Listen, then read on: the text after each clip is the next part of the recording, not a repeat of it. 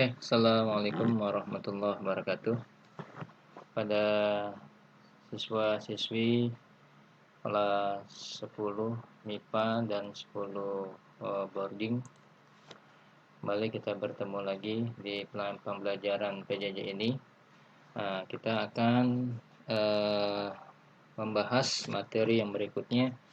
Bisa Anda lihat di buku fisika kamu di halaman 23. Di halaman 23 tentang vektor dan graf parabola. Ya, kemarin bab 1 kita sudah, bab 2 sudah, sekarang kita bab 3. Nah, sekarang kita bisa melihat apa itu vektor. Nah, di buku kamu itu jelaskan apa dikatakan vektor. Vektor itu adalah besaran yang mempunyai nilai dan arah. Jadi besaran yang mempunyai nilai dan arah itu vektor. Jadi besaran yang mempunyai nilai dan arah. Contoh misalnya, Anda bergerak dari rumah menuju MAN 22. Berarti kan ada jaraknya. Dari rumah kamu ke MAN 22 itu berapa jaraknya? Misalnya 2 km. Nah, 2 km itu merupakan besarnya, gitu. Arahnya kemana? Arahnya adalah menuju ke MAN 22, itu vektor, ya.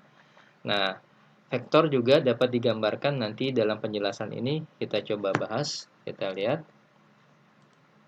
Nah, ini apa tuh pengertian besaran vektor? Ini ya, pengertian dari besaran vektor. Oke, sebentar saya pakai ini.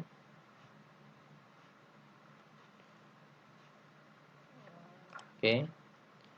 Pengertian besaran vektor ada besaran arah yang besarnya, ya. Besaran fisika dibagi menjadi dua. Jadi berdasarkan arah dan besarnya. Jadi besaran vektor itu dibagi dua. Ada berdasarkan arah dan besarnya. Yaitu apa? Besaran fisika dibagi menjadi dua, yaitu besaran skalar dan besaran vektor. Apa itu besaran skalar? Apa itu besaran vektor? Besaran yang hanya dinyatakan dengan besarnya nilainya saja. Nah, itu dikatakan sebagai besaran vektor. Ada juga besaran vektor, besaran yang harus dinyatakan oleh besar dan nilainya arah. Contoh begini, Anda menimbang berapa massa kamu. Tadi saya lihat tuh, dalam Anda memberikan biodata, banyak yang salah jawabannya. Kan ditanya berat badan. Berat badan seharusnya jawabannya bagaimana? Jawabannya seharusnya adalah pakai Newton. Kalau berat kamu itu 50, berarti kamu kalikan 10, berarti 500 Newton.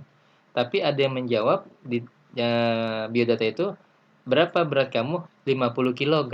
Nah, salah ya. Lain kali jangan seperti itu. Ya, enggak apa-apa.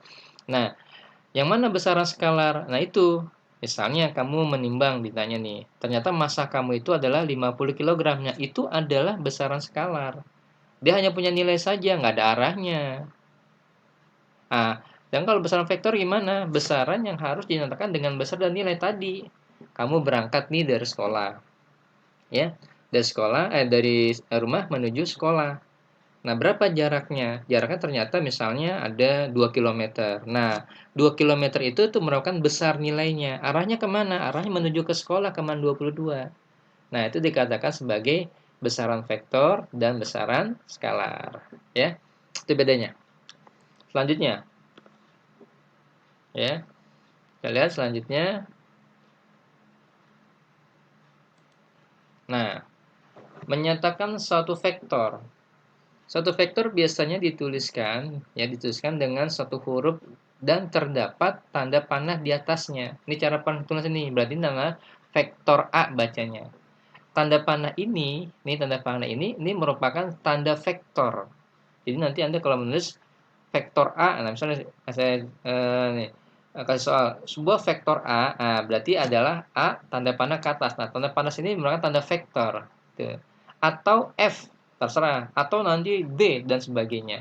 Nah, ini merupakan tanda vektor, ya.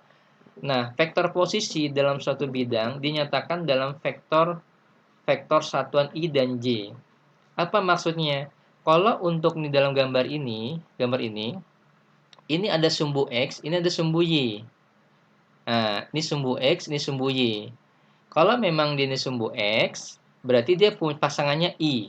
Ingetin. Kalau X pasangannya I. Kalau Y pasangannya J. Makanya dikatakan vektor posisi dalam satu bidang dinyatakan dalam vektor satuan I dan J. I itu pasangannya adalah X, J itu adalah pasangannya Y. Sehingga untuk mencari besaran vektor kita dapat cari gitu. Apa rumus besar vektor ini? Berarti akar Rx kuadrat ditambah Ry kuadrat.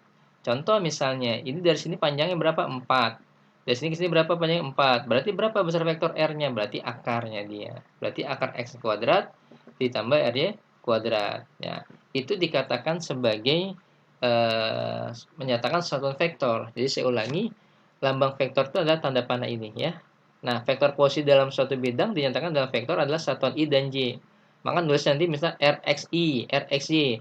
Misalnya RX-nya berapa? Dari sini ke sini RX-nya 4, berarti tulis 4I. Lalu dari sini, dari 0 ke ini berapa? Misal 4 juga, berarti 4J. Jadi pasangannya untuk X itu I, untuk Y untuk adalah Z. Ya. Oke, kita lanjut. Di buku kamu tuh ada di halaman berikutnya ya, bisa Anda lihat. Nah, ada vektor resultan sebidang, gitu. Bagaimana cara melukisnya? Nah, ada dua metode untuk melukis vektor resultan. Yang pertama dengan metode poligon, disebut juga dengan metode segitiga. Poligon segitiga sama aja, ya. Disebut dengan metode poligon atau segitiga. Nah, gimana caranya? Nih, ada caranya nih. Lukislah salah satu vektor. Contoh ini F1 nih. F1 ini. Ini F1 ada di gambar sini ya. Ini F1 nih. F1 arahnya adalah ke kanan. Dia harus sesuai dengan arah. Kalau memang dia arahnya ke kanan, tetap terus arah ke arah gitu. Tetap searah dengan di atas gitu ya. Tetap di atas. Ini coba saya turunin sini. Bentar, saya kesini dulu. Nah, ini kalau memang itu F1-nya dia itu adalah arahnya ke kanan, berarti gambar tetap ke kanan. Kalau dia ke atas seperti ini, harus ke atas. Nah, sehingga terbentuklah seperti ini gambarnya, gitu. Ini gambarnya. Berarti ini F. Untuk F1 arahnya ke kanan seperti ini, harus sesuai. Lalu F2-nya dia ke atas seperti ini, harus sesuai. Nah, sehingga dia sama dia dihubungan. Ini namanya ujung, nah ini ada pangkal, ini ada ujung. Ingetin, ini adalah pangkal, ini ada ujung. Jadi dari ujung ke pangkal. Nah, sehingga dari sini ke sini kamu hubungin, baru tarik sini dia nih. Jadilah itu metode poligonal segitiga. Namanya resultan. Sehingga hasil dari resultan antara F1 F2 berapa setelah dihubungin? Berarti F1 tambah F2 ya. Nah, ini arahnya nggak boleh berubah ya. Kalau memang arahnya di ke kanan harus ke kanan seperti ini. Nggak boleh nanti arah ke kanan gitu. Nggak boleh. Tetap gitu ya. Harus dia ini arahnya ke kanan, ya ke kanan, ya ke atas, ke atas. Ikutin. Ini namanya ujung. Nah, ini namanya pangkal. Ini ujung. Nah, sampai ujung hubungin arah ke sana. Kenapa F2-nya arah ke sini? Sehingga terjadilah gitu. Nah, kan kalau Anda lihat di sini, nah lukislah salah satu vektor. Lukis vektor kedua dengan pangkal. Mana pangkalnya? Nah, lalu vektor kedua di ujung. Ini pangkal nih, ini pangkal yang panahnya adalah ujung, ya. Lalu di ujung vektor pertama. Nah, ini kan vektor pertama F1. Nah, ini ujungnya kan nih, berarti ini ujung. Dan lanjutkan dengan vektor ketiga dan seterusnya jika lebih dari dua vektor. Kalau nanti ada lagi ya sambungin lagi gitu. Ini kan hanya dua vektor saja.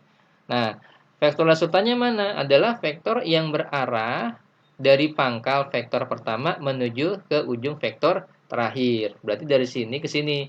Berarti dari sini, nah dihubungi nih pangkal, tarik ke sini. Nah, ini namanya resultan gaya dengan metode poligon. Berapa resultannya? Berarti F1 tambah F2. Berapa? Contoh misalnya F1 panjangnya 6, F2 panjangnya misalnya 3, ya udah berarti tinggal F1 tambah F2. Gitu, ya. Itu metode poligon. Lanjut. Oke. Bagaimana kalau vektor dengan sebidang dengan metode jajaran genjang, ya, jajaran genjang. Nah, ini kita lihat caranya nih. Caranya lukis vektor pertama dan vektor kedua dengan titik-titik pangkal yang berhimpit. Berhimpit pangkalnya. Nih, ini ada F1, ini ada F2, ya. Harus sesuai dengan gambar F2 kemana nih? Kan biru warnanya ya. Ini biru, ini merah.